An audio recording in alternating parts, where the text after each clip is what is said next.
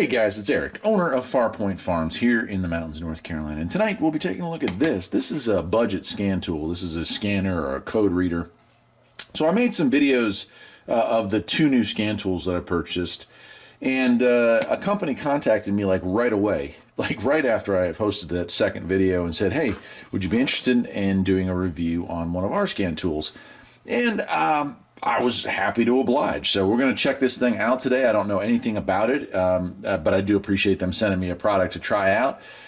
This is the YA101 OBD2 Enhanced Code Scanner. So this is just a code reading scan tool.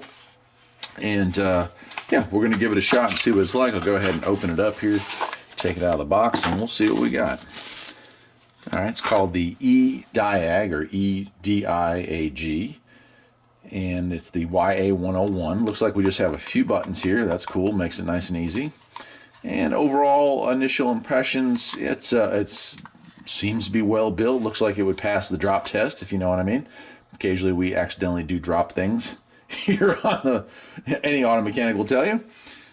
Cord looks like a decent size, decent quality. And then here's our OBD2 plug. And let's see, I don't think there's, oh no, there's some paperwork in here. Let's see what we got. Yeah. Quick start guide, okay. Well, I'll go ahead and look through that real quick, but it's nice that they have a nice English language check. And yeah, I'll check that out, and then we'll go outside and plug this thing out to see how it performs.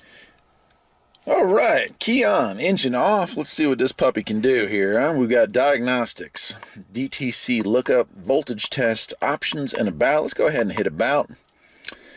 And it says hardware version 1.0, software version 1.3. It's got a serial number in there. I did not do an update on this. This thing is updated in March of 2020, end of March, so it's a fairly new software update. I don't think that it's necessary to go ahead and do any further updates. Options, I'm going to guess, yeah, language, units, and a self-test. Voltage test, let's take a look here. Key on, engine off. I'm going to guess 12.2, 12.3, 12.0, okay. So that's telling me, this battery's probably got a couple years on it, so that's something to be aware of. DTC lookup, I'm going to guess, let's see, we'll go with, all right, so it gives us a car option.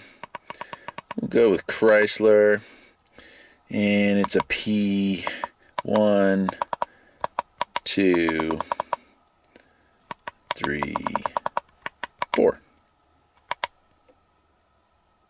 Okay, so they're not familiar with that one. All right, let's try P0, 4, 20. That should be a cat code. Okay, so it doesn't know that one either. That's all right. So there's a lot of cars and a lot of codes. My guess is it just doesn't have the full database. Let's back out of here and go into diagnostics.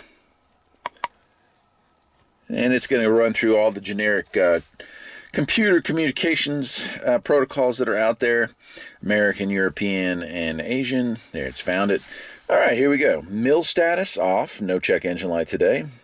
DTC count 0 because no check engine light today. It does offer you a way to check your monitor. So before I go and get my car checked, for a state inspection, I can make sure that everything is good. And this one it is. All the monitors have cleared 7.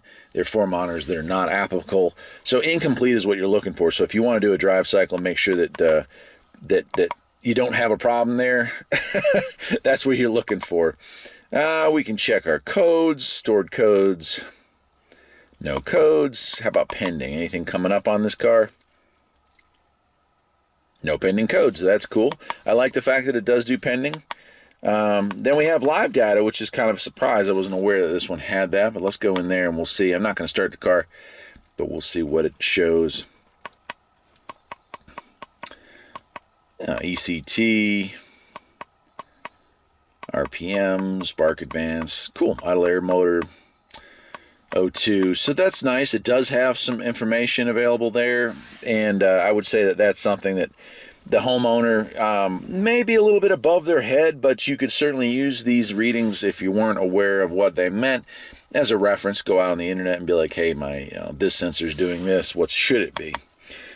Freeze frame data, so that is if it sets a code, you can go back and see, hey, what was the car doing when it set that code. Vehicle info. Oh, this is interesting. Let's see what this comes up with. Not supported on this vehicle. This is an older vehicle. Readiness, we already went through that, but let's just check it. So if you just wanted to look at readiness information, yeah, so it's telling us which readiness have been set and which ones hadn't. On this case, this car is ready to go. But if I reset the light, all those would say incomplete. So that's a cool way of checking to see which one's the holdup. Mode 6 tests, O2 sensor tests, component testing. That's interesting that it has component testing. I'm going to guess there's not much available on that. Yeah, not supported on this. So this software might work with different models, but you know, for something that we have here is really much like a homeowner grade scan tool or you know, code reader. That's pretty you know, I'd say it's fleshed out. You got your voltage test. That's going to let you know, because I've seen cars that'll start that have like 10 volts, and that can cause all kinds of weird problems to occur as far as setting codes and stuff like that. So that shows you that without having to get a separate multimeter out and check that. That's kind of nice. You can definitely read codes. As far as the rest, you know, if you're looking to get something that's going to read more than just the engine, you're going to want to get into like an all mode scanner. And I've done some videos on those before. This is not a pro level, but for a homeowner, for the price, I mean, this thing was less than $30. For the price, this is a pretty darn good deal. Back even just 5 years ago, this would have been in the $60 to $70 range. So the fact that you can get one of these as inexpensively as you can is a pretty good deal. So overall, I'm pretty impressed with the EDIAG YA101. It is an entry-level pocket code reader. It's good for just running out there and checking to see what's going on. There are a lot of cars mechanics will attest to that you can see a code set on it and know exactly what's wrong right away. This is the kind of tool that would allow you to just zip out there, check a code for a customer, and be like, oh yeah, it definitely needs this. If it gets into more diagnostics, well, then you move up to a bigger tool. But I'm impressed, and I want to thank the company that sent this to me. I'm going to be passing this along to a new technician. So that's cool that I got to play with it, and there's another guy out there that gets to start his career using this very tool, which I think is a really neat thing. So anyway, take care, everybody, and I will see you next time.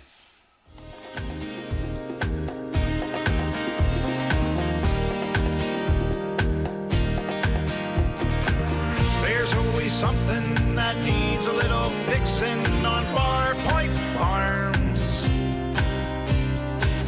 Freedom is mighty sweet.